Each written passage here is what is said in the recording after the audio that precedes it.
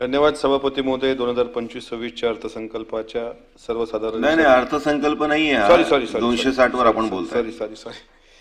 धन्यवाद सभापती महोदय. 260च्या चर्चेवर बोलण्याकरता मला संधी दिली त्याबद्दल मी प्रथमतः सरकारचं अभिनंदन करतो की PM किसान आणि नमो किसान योजनेतून वर्षाला 12,000 रुपये देण्याची सरकारची योजना, त्यात 3,000 रुपयांची अतिरिक्त भर टाकून 15,000 रुपयांची घोषणा केल्यामुळं राज्यातील 92.89 लाख शेतकऱ्यांना त्याचा फायदा होणार आहे. आणि या योजनेचा 19वा हप्ता 25 फेब्रुवारी 2025 रोजी शेतकऱ्यांच्या खात्यामध्ये ऑनलाईन जमा केल्याबद्दल मी माननीय कृषी मंत्री श्री माणिकराव कोकाटे साहेब यांचे मनापासून आभार मानतो. आणि निश्चितच या निमित्तानं राज्यातील शेतकऱ्यांना या योजनेचा मोठ्या प्रमाणात फायदा होईल. तसेच शेतकऱ्यांना कृषी पंपासाठी कृषी सोलार पंप योजना केल्यापासून आतापर्यंत 3 लाख शेतकऱ्यांच्या विहिरीवर या योजनेचा लाभ देण्यात आला आणि ही सुद्धा एक समाधानकारक बाब शेतकऱ्यांच्या दृष्टीने म्हणावं लागेल. शेतकऱ्यांना दिवसा वीज पुरवठा करणे शक्य होणार त्याकरताच म्हणजे शेतकऱ्यांची जी मागणी होती की दिवसा वीज पुरवठा व्हावा त्याकरता कृषी सोलार पंपची योजना आपल्या सरकारने आणली. राज्यातील शेतकऱ्यांच्या पीक विमा योजनेतून विमा भरपाई मिळण्यासाठी केंद्र राज्य सरकार व शेतकरी हिस्सा ही रक्कम कोट्यावधी रुपयात आहे. त्या मानाने त्या तुलनेत शेतकऱ्यांना मिळणारी भरपाई रक्कम ही अत्यल्प असल्याने शेतकऱ्यांचा आर्थिक तोटा होतो. त्यामुळे विमा भरपाई आणि इतरही सारे निकष आणि अटी या कंपन्या पूरक आहेत. त्यामुळे कंपन्यांनी नियम ठरविताना स्वतःचे जास्तही जपण्यावर भर दिला आहे. त्यामुळे माझी माननीय कृषी मंत्र्यांना विनंती आहे की कंपन्याऐवजी सरकार पातळीवर निकष निश्चित करून शेतकरी हिताच्या अटी मान्य असलेल्या कंपन्यांनाच पीक विमा क्षेत्रात उतरण्यासाठी योग्य तो निर्णय शासनाने घेण्याची गरज आहे. पण माननीय सभापती महोदय, कृषी पीक विमा योजना याच्यामध्ये पीक कंपन्या मालामाल होतात. मात्र आताच शिवाजीराव गर्जे साहेब सन्माननीय सदस्य यांनी बऱ्याच काही गोष्टी सरकारच्या निदर्शनास आणल्या किंवा शासनाच्याकडून शेतकऱ्याला वेळोवेळी फायदा देण्याचा प्रयत्न होतो. सरकार कुठलंही असेल तरी शेतकरी जगला तर राष्ट्र जगेल असं आपण म्हणतो किंवा जय जवान जय किसान हे लाल बहादूर शास्त्री म्हणायचे. पण शेतकरी हा जर जगाचा पोशिंदा आहे तर त्याची उपेक्षा होऊ नये ही सर्वसाधारण म्हणजे मंत्र्यांसहित सर्वांचीच ती धारणा आहे. शेतकरी उपेक्षित कसा राहतो तर त्याची बरीच कारणं आहेत. आता सोयाबीनचं आपण एक उदाहरण घेऊया. सरकारने सांगितलं होतं का शेवटचा सोयाबीनचा दाणा खरेदी होईपर्यंत कृषी मंत्री महोदय ते असायला पाहिजे होते. येत आहेत ठीक आहे, तुम्ही घेताय ना रेकॉर्ड. हो. सोयाबीनचा शेवटचा दाणा खरेदी करेपर्यंत सोयाबीन शासन खरेदी करेल म्हणजे नाफेडची खरेदी सुरू राहील. पण आज रोजी सभापती महोदय 7,64,000 शेतकऱ्यांनी सोयाबीनसाठी विक्रीची नोंदणी केली. त्यापैकी केवळ 5,11,000 शेतकऱ्यांचं सोयाबीन खरेदी केलं. म्हणजे लाखो टन शेतकऱ्यांचं सोयाबीन अजूनही घरात तसंच आहे. हरभऱ्याची परिस्थिती सभापती महोदय तीच आहे. हरभऱ्याचा एकूण खर्च उत्पन्नापेक्षा जास्त असल्यामुळे तो शेतकऱ्याला परवडण्याचा झाला आणि पर्यायाने खासगी व्यापारी 5,500 रुपये क्विंटल प्रमाणे हरभरा विकत घेतात आणि त्यामध्ये शेतकऱ्याची लूट होते. सभापती महोदय, सोयाबीन असेल, कापूस असेल, तूर असेल, अन्य पिकं असतील, एक गोष्ट खरी आहे की हुरडा नावाचा जो प्रकार आहे असतो शहरामध्ये तुम्ही एखाद्या कॅफे सेंटर सारख्या मोठ्या ठिकाणी गेलात मॉल ठिकाणी तर हुरडा आज 300 रुपये पाव भेटतो. पाव म्हणजे 1200 रुपये किलो आणि त्याच्या हुरडा पार्ट्या चालतात. म्हणजे श्रीमंत अतिश्रीमंत होत आहेत आणि जो बिचारा कष्टकरी एका दाण्याचे 1000 दाणे निर्माण करतो. म्हणजे तुकारामांचा अभंग होता की एक बीजे केला नाश आणि त्याचे भोगिले कनिस. म्हणजे एक दाणा पेरल्यानंतर 1000 दाणे निर्माण करणारी फॅक्टरी शेतकरी मायबाप ज्यांनी कोरोनाच्या काळात आपला देश जगवला त्या शेतकऱ्यावर मात्र उपेक्षा येते. त्यामुळं सरकार म्हणून सरकारमध्ये असताना माझी विनंती आहे सरकारला की कापूस असेल, तूर असेल, सोयाबीन असेल यांची खरेदी शासनाकडून करणं अत्यंत महत्वाचं आहे आणि MSP ठरवली पाहिजे शासनाने. हमीभाव ठरवल्यानंतर त्याच हमीभावामध्ये शासनाने खरेदी करावी. मात्र अनेक शासकीय खरेदी केंद्र बंद होतात आणि दुर्दैवानं सांगावं लागतं की आत्महत्या वाढण्याची मागची कारणं एकीकडे आपण मोठे मोठे रस्ते महामार्ग करतो.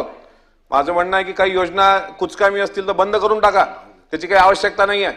अनेक योजना आहेत की ज्या योजनेचा फक्त बोजवारा उडतो आणि काय नसतं त्या योजनेमध्ये. पण अशा काही योजनेचा पैसा वाचवून सन्माननीय कृषी मंत्री महोदय आपण आहात, आपण भाग्यवान आहात की आपल्याकडे कृषी खातं आहे. आज यशवंतराव चव्हाण साहेबांची जयंती आहे. 1960 पासून 2025 पर्यंत अनेक कृषी मंत्री या महाराष्ट्राने पाहिले.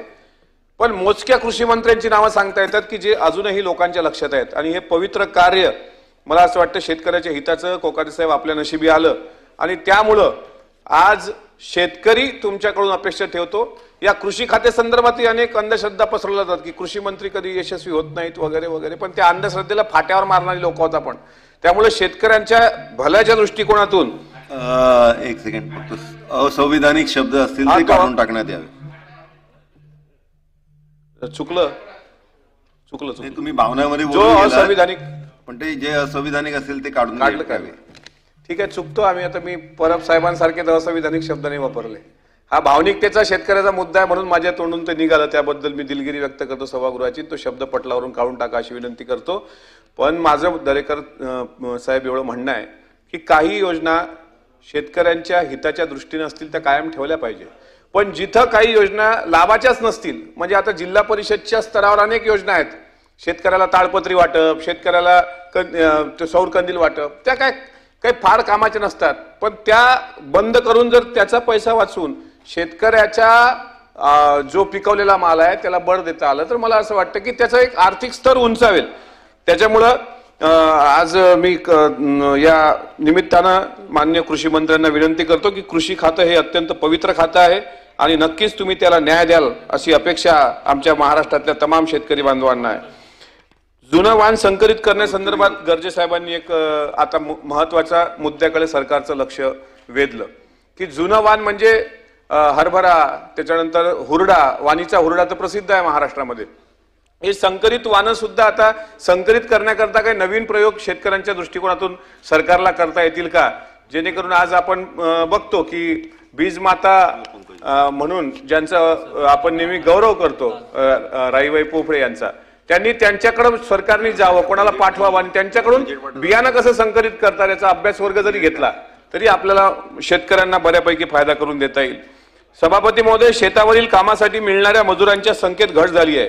गावातील पारावर इतरत्र मजूर नसतात, परंतु शेतकऱ्याने बोलावून देखील मजुरांची कामावर जाण्याची तयारी असत नाही. त्यामुळे अलीकडे शेतीमध्ये काम करणाऱ्या मजुरांची संख्या कमी असल्यामुळे तापमान वाढ, अवकाळी पाऊस, पडलेले बाजारभाव या कोंडीत शेतकरी अडकला असून यातून शेतकऱ्याला बाहेर काढण्यासाठी शासनाने काही ठोस निर्णय घेणं महत्वाचं आहे. सभापती महोदय, जास्त सभागृहाचा वेळ घेत नाही, शेवटचे 1-2 मिनिटं घेतो.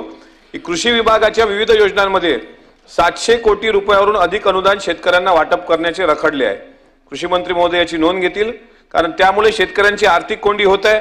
कृषी विभागाच्या योजनांचे रखडलेले अनुदान वाटप करण्याकरता धोरणात्मक समस्यांबाबत उपाय काढण्यासाठी शासनाने योग्य ती पावले उचलली पाहिजे.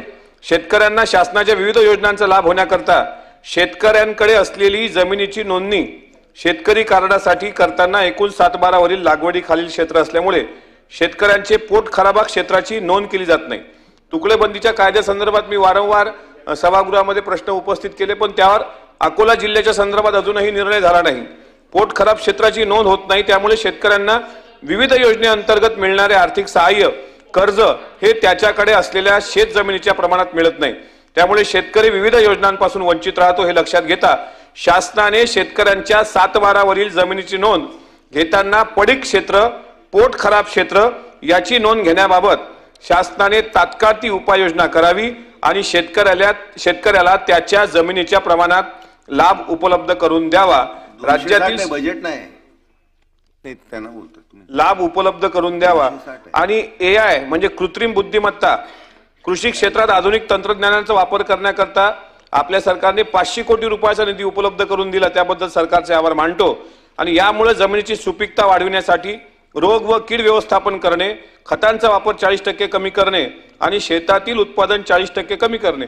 तुम्ही म्हटलं ते खरं आहे की ड्रोनद्वारे काही फायदा होणार की नाही असा प्रश्न पडणं साहजिक आहे, पण ड्रोनद्वारे सुद्धा मजुरांचा जो काही तुटवडा आहे तो भरण्यासाठी एक मला वाटते त्याचा एक फायदा होईल.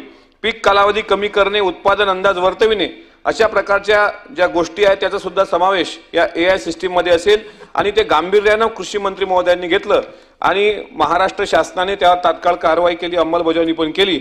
मी एक शेतकरी पुत्र म्हणून आपल्या समोर बोलतो की सध्या शेतकऱ्यावर हे भीषण संकट आहे, ते आर्थिक संकट आहे.